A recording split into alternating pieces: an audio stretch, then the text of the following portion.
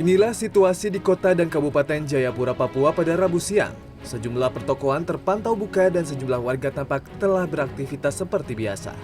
Kepala Polda Papua Irjen Pol Matius D. Fahiri pada Rabu menyatakan pasca kerusuhan yang dipicu oleh massa simpatisan Lukas NMB di Bandara Sentani dan Makobrimob Detasemen A Kota Raja Jayapura, pihaknya telah menangkap sedikitnya 19 pelaku dan provokator.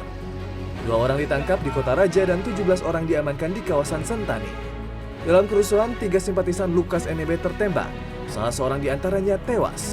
Jenazah simpatisan NMB tersebut kini berada di Rumah Sakit Yowari Sentani. Sementara itu, 2 simpatisan yang terluka masing-masing dirawat di Rumah Sakit Yowari dan Rumah Sakit Bayangkara Kota Raja.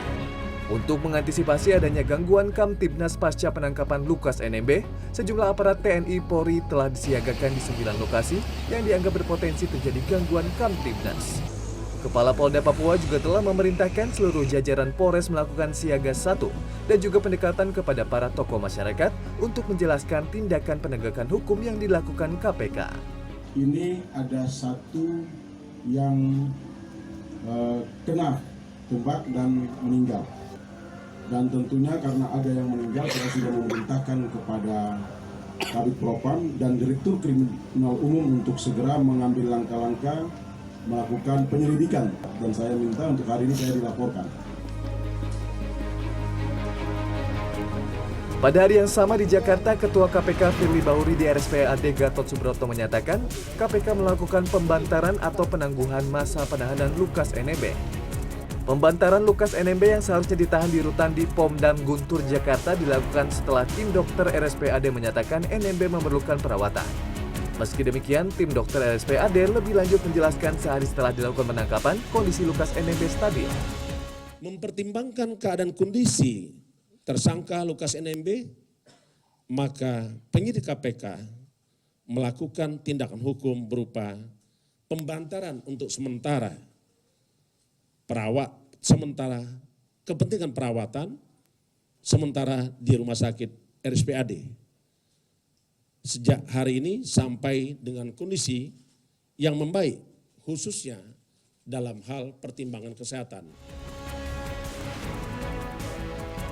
Keberhasilan KPK membawa Lukas NMB ke Jakarta menuai apresiasi dari pemerintah.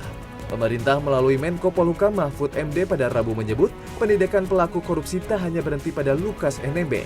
Ia menjelaskan masih ada kemungkinan bertambahnya tersangka baru. Ini murni penegakan hukum dan tidak akan berhenti di Lukas, kepada yang lain-lain supaya tidak melakukan langkah-langkah destruktif, misalnya atas nama pembelaan dan sebagainya, lalu melakukan pengerusakan.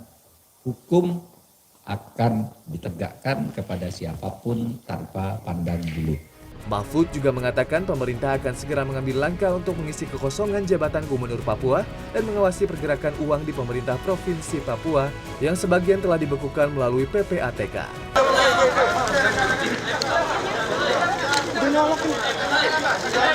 Lukas NMB diketahui menjadi tersangka kasus dugaan penerimaan hadiah dan gratifikasi.